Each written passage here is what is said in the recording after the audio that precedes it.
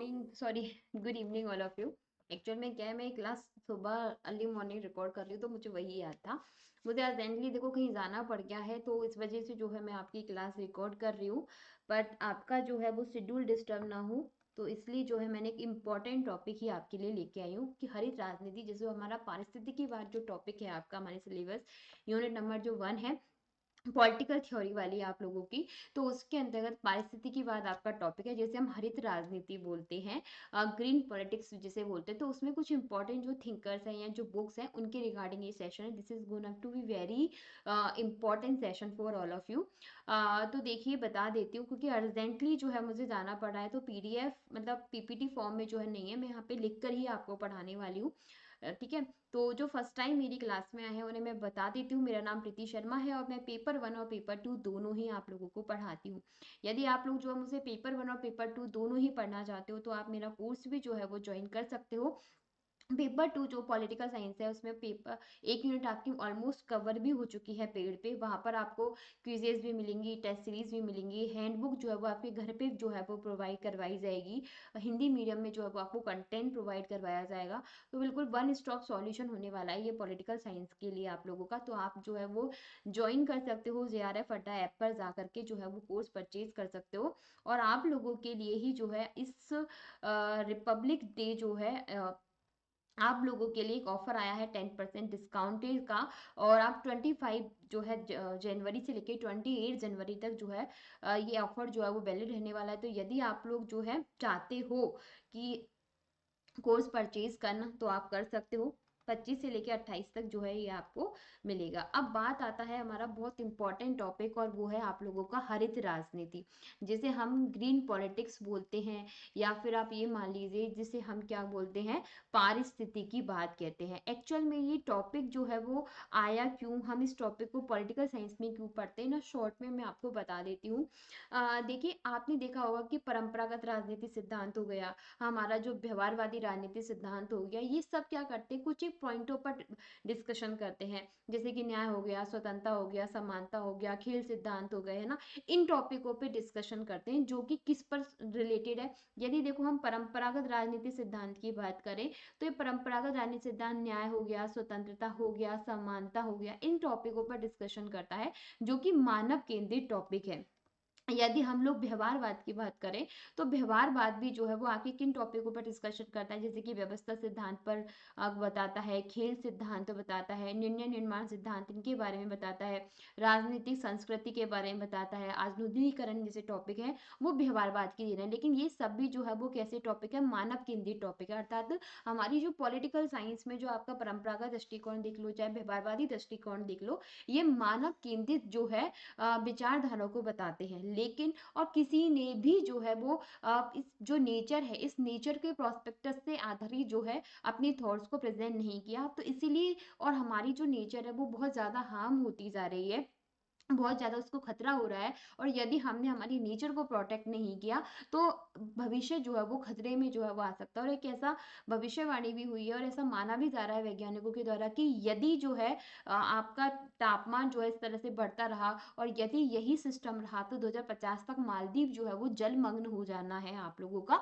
तो इस चीज को ध्यान में रखते हुए जो है ग्रीन जो ये मान लीजिए आप लोगों की कि हरित राजनीति या फिर ग्रीनरी को या प्रोटेक्ट करने वाले या नेचर को प्रोटेक्ट करने वाले आए जिन्होंने इस टॉपिक पर जो है ध्यान आकर्षित किया, और उसको हम कहते हैं हरित राजनीति जो है वो कहते हैं। क्लियर हुआ सब लोगों को।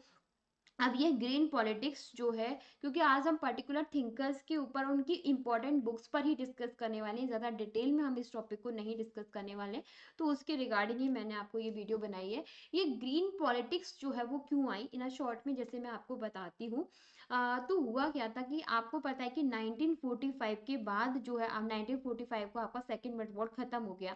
1945 को जब आपका सेकेंड वर्ल्ड वॉर खत्म हो गया था तो उस समय की सिचुएशन ये थी कि बहुत सारे जो देश थे वो क्या हुए थे, उपनिवेशवाद से फ्री हुए थे। मतलब देशों को क्या मिलने लग गई थी, इंडिपेंडेंसी जो है मिलने लगी, मतलब स्वतंत्र होना शुरू हो गए थे। लेकिन इसी बीच में क्या हो गया था कि पूरा जो विश्व है ना वो दो पार्ट्स में डिवाइड हो गया था। एक पार्ट जो है वो यूएसए वाला खेमा था, पूंजीवादी व्यवस्था जिसे बोलते हैं, दूसरा खेमा था आप लोगों का यूएसए सवाल खेना। दोनों के बीच में जो है अपने आप को पावरफुल बनाने के लिए जो है वो संघर्ष जो है स्टार्ट हो गया।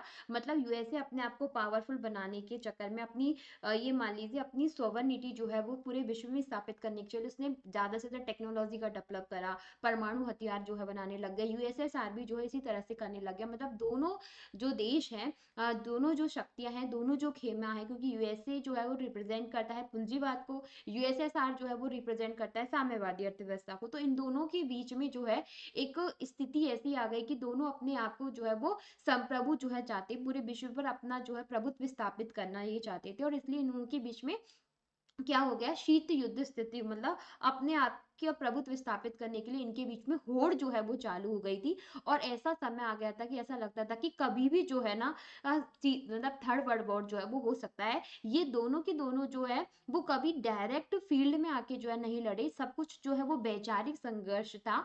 तो इसीलिए जो है हम इसे कोल्ड वर्ल्ड वॉर कहते हैं। और ये कोल्ड वर्ल्ड वॉर आपका 1945 से लेकर 1991 तक चला।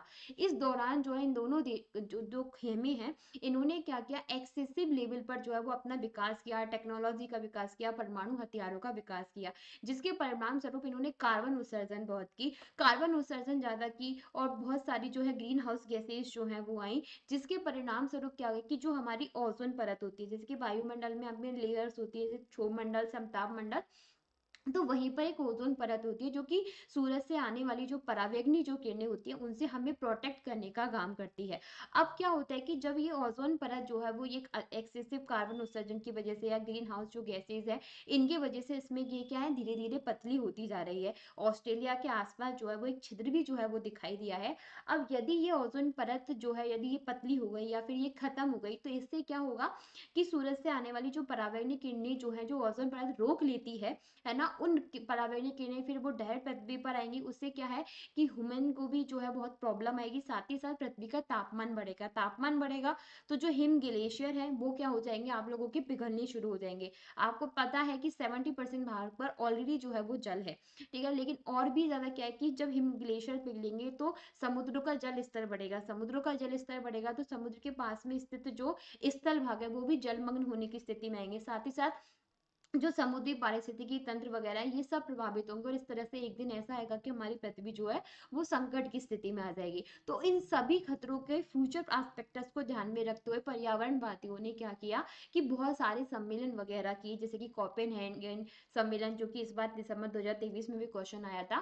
कोपेनहेगन सम्मेलन आया आपका, कॉप कॉप जो है वो आया, पृथ्वी शिखर सम्मेलन, इस तरह से जो है ब्रूटलैंड रिपोर्ट, तो बहुत सारे जो है वो सम्मेलन हुए जिससे कि जलवायु परिवर्तन को रोका जा सके, मतलब ये जो तापमान जो है वो ज्यादा आपका बढ़ा नहीं। तो इसीलिए जो है ये टॉपिक इतना ज्यादा प्रोमिनेंट हुआ। अब बात जो है वो यहाँ पे आती है कि जो 1945 के बाद जो देश स्वतंत्र हुए वो जो है वो अभी अपना डेवलपिंग कर रहे हैं, जैसे कि लैटिन अमेरिका देश हो गया, अफ्रीकन देश हो गए, एशिया के जैसे भारत जैसे देश, तो इनका अभी विकास हो ही रहा है, ये विकासशील देशों की श्रेणी में आ रहे हैं। तो बात यहाँ पे लड़ाई एक चीज और आ जाती है कि जो आपके विकसित देश है जिन्होंने अपना डेवलप कर लिया है, जिन्होंने ज्यादा कार्बन उत्सर्जन किया है, और विकासशील देश ऑब्वियसली वो अभी विकास ही कर रहे हैं, तो वो विकसित देशों के कंपैरिजन जो है वो कम कार्बन उत्सर्जन कर रहे हैं, पर हाँ कर तो रहे हैं पर कम कार्बन उत्सर्जन कर रहे हैं। तो विकसित देश और विकासशील देशों के बीच में एक लड़ाई ये भी है कि विकासशील देश कहते हैं कि विकसित देश ज्यादा रेस्पॉन्सिबल है तो वो ज्यादा जो है वो एक्शन उठाएंगे इस रिगार्डिंग, विकसित देश कहते हैं कि नहीं सबको इक्वली करना है। तो इस टॉपिक को लेकर भी विकसित और विकासशील देशों में कई बार जो है वो मतभेद की स्थिति आती है, लेकिन फिर भी जो है यह एक साझा मुद्दा है, साझी जिम्मेदारी है, जिसे साझे साथ ही मिलकर जो है सॉल्यूशन हमें करना होगा। अब जो है वो हम पॉइंट पे आते हैं, क्योंकि ऐसे तो ये टॉपिक बहुत बड़ा है हमारा, एक ओवरव्यू जो है वो मैंने आपके सामने प्रेजेंट किया है अबाउट दिस टॉपिक, ठीक है। अब बात आता है कि आप लोगों के प्रमुख विचारक जो है वो कौन आते हैं, और सबसे पहले इस विचारकों में आता है आप लोगों का E F Schumacher. EF Schumacher जो है ये एक जर्मन मूल के जो है वो ब्रिटिश अर्थशास्त्री व पर्यावरणीय जो है वो सिद्धांतकार थी, ठीक है, कौन थे, पर्यावरणीय सिद्धांतकार। और इनकी एक फेमस बुक है और उस बुक का नाम है स्मॉल इज ब्यूटीफुल, जो कई बार आपकी एग्जाम में पूछी जा चुकी है, ठीक है, 1973 जो है, 1973 की ये बुक है। और ये जो आपके सूमाकर जी जो थे, ये बौद्ध दर्शन जो है, इस बौद्ध दर्शन से बहुत ज्यादा प्रभावित थे, और ये कहते थे कि बौद्ध दर्शन जो है वो त्याग पर बल देता है। इसलिए जो सूमाकर जी जो है वो त्याग वाली भावना के बारे में कहते हैं। और ये जो भोगवाद होता है, भोगवाद जिसे हम कहते हैं मैटेरियलिस्टिक बर्ड, है ना, जो भौतिकतावाद जैसी चीज है, इनके खिलाफ कौन रहते हैं, आप उनके खिलाफ के बारे में किसने बोला, शूमाकर जी के द्वारा बोला गया। ठीक है, साथ ही साथ शूमाकर जी जो है वो सम्यक आजीविका के बारे में कहते हैं, मतलब आप संसाधनों का एक्सेसिव स्टोरेज और यूजेज मत कीजिए, आपको जितना ज्यादा इंपॉर्टेंट है आप उतना ही ज्यादा उन संसाधनों को स्टोर कीजिए, मतलब सतत पोषणीय विकास पर जो है बल दिया गया। उसके बाद हमारे यदि बात करूं, नेक्स्ट जो विचारक आते हैं और नेक्स्ट जो बुक आती है हरित राजनीति से रिलेटेड, वो आता है आपके अर्ने नेस। ठीक है, अन्य नेश जो है, ये जो है डीप इकोनॉमी का जनक इन्हें कहा जाता है। किसको, डीप इकोलॉजी जो है, डीप इकोलॉजी का इन्हें जनक कहा जाता है। एक्चुअल में इकोलॉजी या पारिस्थितिकी जो होती है ना, ये दो पार्ट्स होते हैं, तो डीप होती है मतलब गहरी पारिस्थितिकी, और एक उथली पारिस्थिति जिसे हम सुपरफिशियली इकोलॉजी भी बोल सकते हैं। दोनों में अंतर क्या होता है, शॉर्ट में सुन लीजिए। देखो, गहरी पारिस्थितिकी जो होती है, जिसके अंतर्गत प्रकृति को सेंटर पॉइंट में रखा जाता है, जिसमें कहा जाता है कि मनुष्य प्रकृति का स्वामी है।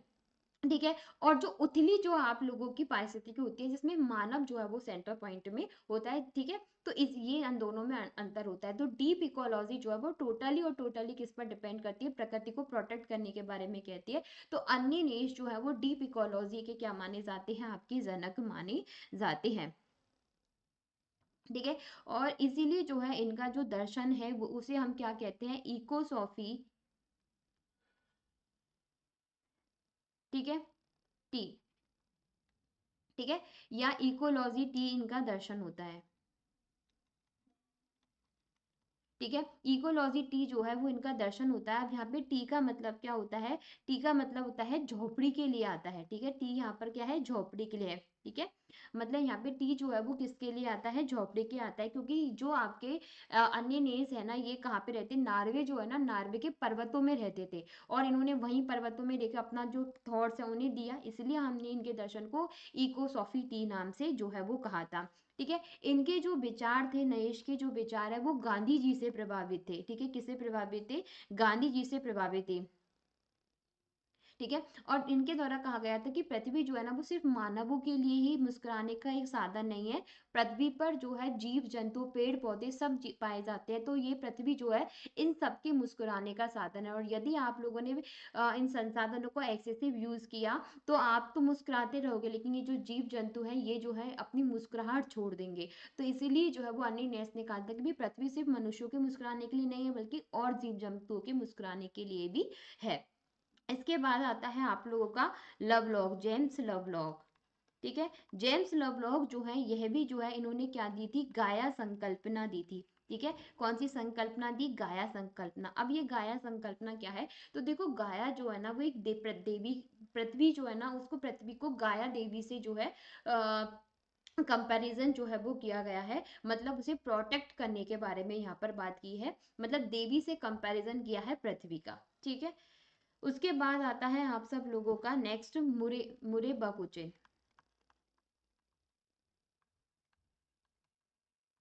ठीक है, ये भी जो है आप लोगों के बहुत, इनकी एक फेमस बुक है, द इकोलॉजी ऑफ फ्रीडम। ठीक है, इसके बाद आते हैं, ठीक है, फिर आते हैं आप लोगों के कैरोलिन,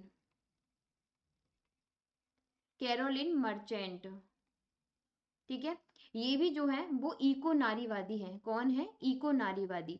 इको नारीवादी मतलब जैसे कि आपको पता है, जैसे कि वंदना शिवा है, वो पारिस्थितिकी नारीवादी है, जो कहते हैं कि प्रकृति और नारी दोनों सॉफ्ट होती है, तो दोनों को ही क्या करना है, प्रोटेक्ट करके रखना है। तो ये उस थॉट में बिलोंग मतलब बिलीव करती हैं। और इनकी फेमस बुक है डेथ ऑफ नेचर, 1983, और एक है रेडिकल इकोलॉजी।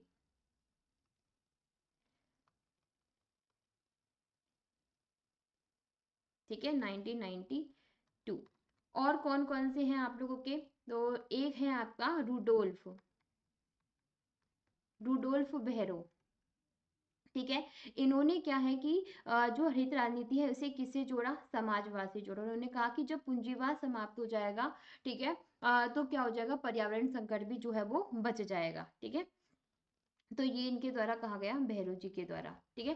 किसके द्वारा कहा गया, रूडोल्फ बेहरू जो है उनके द्वारा कहा कि जैसे ही पूंजीवाद जाएगा वैसे ही सारी चीजें जो है वो सही हो जाएंगी, ठीक है। इसके अलावा और कुछ इंपॉर्टेंट बुक्स और हैं इस हरित राजनीति, यार ये क्या हो जाता है मेरे लैपटॉप को।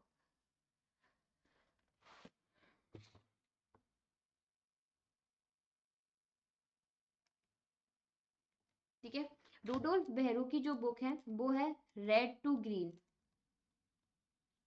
1984 की है, इनकी एक बुक है।